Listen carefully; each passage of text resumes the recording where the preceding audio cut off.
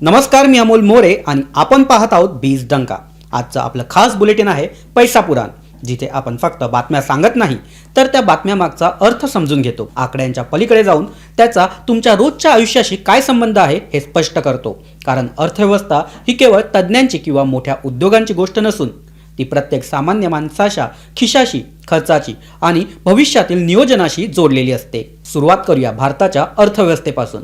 जागतिक बँकेच्या ताज्या अहवालानुसार भारताचा 2026-27 या आर्थिक वर्षासाठी वाढ दर हा 6.3% वाढवून 6.6% करण्यात आला आहे। हा केवळ आकडा नाही तर जागतिक अनिश्चिततेच्या पार्श्वभूमीवर भारताच्या स्थिरतेचा दाखला आहे। कारण सध्या जगभरातील अनेक अर्थव्यवस्था मंदावलेल्या आहेत, व्याजदर उच्च पातळीवर आहे आणि भूराजकीय तणाव कायम आहे। अशा वेळी भारत 6%पेक्षा जास्त दराने वाढत आहे, हे स्वतःमध्येच एक मोठं यश मानलं जातं। तथापि या चित्रात एक सूक्ष्म पण महत्त्वाचा बदल दिसतो। 2025-26 मध्ये भारताचा वाढ दर हा सुमारे 7.6% अपेक्षित आहे, तर त्यानंतरच्या वर्षात तो 6.6%वर येईल। म्हणजेच वाढ सुरू राहणार असली तरी तिचा वेग काहीसा कमी होणार आहे। ही घसरण धोक्याची नसून अर्थव्यवस्थेच्या नैसर्गिक चक्राचा एक भाग मानली जाते, कारण वेगाने वाढ झाल्यानंतर स्थिरता येणे आवश्यक असते। भारताच्या वाढीचा सर्वात मोठा आधार म्हणजे देशांतर्गत मागणी। आपल्या जीडीपी मध्ये 55 ते 60% वाटा हा खाजगी खपाचा आहे। म्हणजेच लोक जितका खर्च करतात तितकी अर्थव्यवस्था फिरते। सध्या महागाई 4 ते 5% दरम्यान असल्यामुळे ग्राहकांचा आत्मविश्वास हा टिकून आहे आणि खर्चात सातत्य हे देखील सुरू आहे। याचं प्रतिबिंब जीएसटी संकलनात देखील दिसून आले, जे दरमहा सुमारे 1.75 लाख कोटी रुपयांच्या आसपास आहे। हे आकडे दर्शवतात की अर्थव्यवस्थेत व्यवहारांची गती ही कायम आहे। मात्र या वाढीमागे एक कमकुवत दुवा अजूनही दिसतो, तो म्हणजे खाजगी गुंतवणूक। सरकार पायाभूत सुविधांवर मोठ्या प्रमाणात खर्च करत असलं तरी उद्योग क्षेत्र अजूनही सावध आहे। यामागचं मुख्य कारण म्हणजे उच्च व्याजदर। सध्या रेपो दर हा सुमारे 5.5%च्या आसपास आहे, ज्यामुळे कर्ज महाग आहे।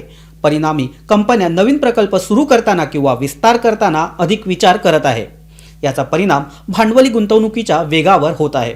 आता जर आपण बाह्य घटकांकडे पाहिलं तर भारतासाठी सर्वात मोठं आव्हान म्हणजे कच्च्या तेलाच्या किमती। भारत आपल्या गरजेपैकी सुमारे 85% कच्चे तेल हे आयात करतो। यामुळे आंतरराष्ट्रीय बाजारातील किमतीमध्ये होणारा प्रत्येक बदल हा थेट भारतावर परिणाम करतो। सध्या तेलाचे दर $90 ते $100 प्रति बॅरल या दरम्यान आहेत, जी भारतासाठी संवेदनशील पातळी आहे। तेल महागलं की वाहतूक खर्च वाढतो, उत्पादन खर्च वाढतो आणि शेवटी महागाई वाढते। याचा थेट परिणाम सामान्य माणसाच्या खर्चावर होतो। याच संदर्भात सरकारच्या वित्तीय स्थितीकडे पाहिलं तर वित्तीय तूट जीडीपीच्या सुमारे 5.1 ते 5.3% दरम्यान राहण्याची शक्यता आहे। जर तेलाच्या किमती वाढल्या किंवा सबसिडीचा भार वाढला तर हा आकडा वाढू शकतो। अशा वेळी सरकारसमोर 2 पर्याय उरतात: खर्च कमी करणे किंवा महसूल वाढवणे। दोन्ही पर्यायांचा परिणाम थेट नागरिकांच्या खिशावर होतो। निर्यात क्षेत्राकडे पाहिलं तर भारताची निर्यात जीडीपीच्या सुमारे 21 ते 22% इतकी आहे।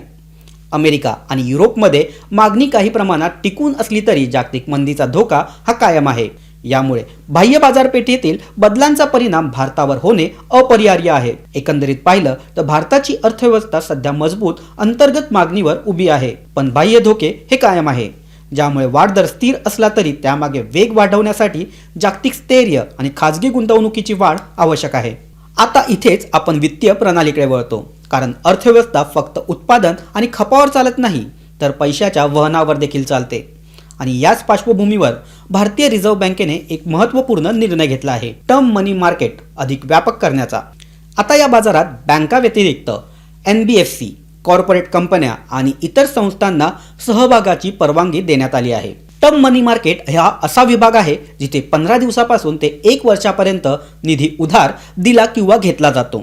हा बाजार वित्तीय प्रणालीतील तरलता व्यवस्थापनासाठी अत्यंत महत्त्वाचा मानला जातो। या बाजारात अधिक सहभाग वाढल्याने निधीची उपलब्धता वाढेल, व्यवहार अधिक गतिमान होतील आणि व्याजदर अधिक स्पर्धात्मक होतील। यामुळे अर्थव्यवस्थेत पैशाचा प्रवाह अधिक प्रभावीपणे होऊ शकतो। मात्र या निर्णयामागे काही जोखीमही आहे, कारण हा बाजार प्रामुख्याने असुरक्षित स्वरूपाचा आहे। म्हणजेच कर्जासाठी हमी नसते, त्यामुळे व्यवहारांमध्ये जोखीम वाढू शकते। तसेच कंपन्यांना जर थेट या बाजारातून निधी उभारू लागल्या तर म्युच्युअल फंड्समध्ये गुंतवणूक कमी होण्याची शक्यता आहे। यामुळे नियमन आणि देखरेख अधिक मजबूत ठेवण्याची गरज निर्माण होते। आता आपण पुन्हा जागतिक घडामोडीकडे वळतो, कारण सध्या अर्थव्यवस्थेवर सर्वाधिक प्रभाव टाकणारा घटक म्हणजे पश्चिम आशियातील तणाव। 9 एप्रिल 2026 रोजी कच्च्या तेलाच्या किमती पुन्हा वाढून 96 ते $97 प्रति बॅरल या आसपास पोहोचल्या आहेत। यामागचं प्रमुख कारण म्हणजे होर्मुझ समुद्रधुनीवरील अनिश्चितता। ही समुद्रधुनी जागतिक तेल पुरवठ्यासाठी अत्यंत महत्त्वाची आहे आणि जगातील सुमारे 20% कच्चे तेल हे याच मार्गातून वाहून नेले जाते।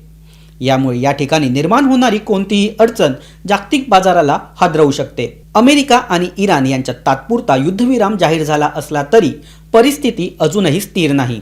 काही अटींचं उल्लंघन झाल्याचा आरोप करण्यात आला आहे आणि त्यामुळे तेल वाहतूक पूर्णपणे सुरळीत झालेली नाही।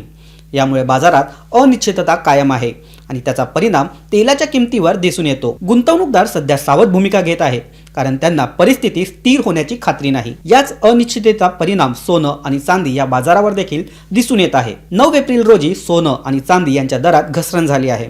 24 कॅरेट सोन्याचा दर हा सुमारे 1,51,489 प्रति 10 ग्रॅम, तर चांदीचा दर हा सुमारे 2,36,000 प्रति किलो नोंदवला गेला। ही घसरण मुख्यतः डॉलरच्या मजबूतीमुळे आणि गुंतवणूकदारांच्या सावध भूमिकेमुळे झाली। साधारणपणे अनिश्चिततेच्या काळात सोनं वाढतं, पण जर डॉलर मजबूत झाला तर सोन्यावर दबाव हा येतो। शेवटी आपण शेअर बाजाराकडे पाहिलं तर आज भारतीय बाजारात घसरण दिसून आली। यामागे पश्चिम आशियातील तणाव, तेलाच्या किमतीतील वाढ, परदेशी गुंतवणूकदारांची विक्री आणि नफा वसुली हे घटक कारणीभूत आहे। बाजार सध्या मोठ्या प्रमाणावर जागतिक घडामोडीवर अवलंबून आहे, त्यामुळे कोणतीही सकारात्मक किंवा नकारात्मक बातमी त्वरित परिणाम घडवते। एकूणच आजचं चित्र असं सांगतं की भारताची अर्थव्यवस्था अंतर्गतदृष्ट्या मजबूत आहे, पण जागतिक अनिश्चिततेचा प्रभाव टाळता येत नाही। त्यामुळे पुढील काळात तेलाच्या किमती, व्याजदर, महागाई आणि भूराजकीय परिस्थिती हेच घटक आर्थिक दिशादर्शक ठरवणार आहेत। आजचं पैसा पुराण तुम्हाला कसं वाटलं हे आम्हाला कमेंटमध्ये नक्की सांगा। व्हिडिओला लाईक करा, मित्रांसोबत शेअर करा आणि बीज डंका चॅनलला सबस्क्राईब करायला विसरू नका। अशा सखोल आणि विश्लेषणात्मक अपडेट्ससह आम्ही पुन्हा भेटू। तोपर्यंत नमस्कार, धन्यवाद।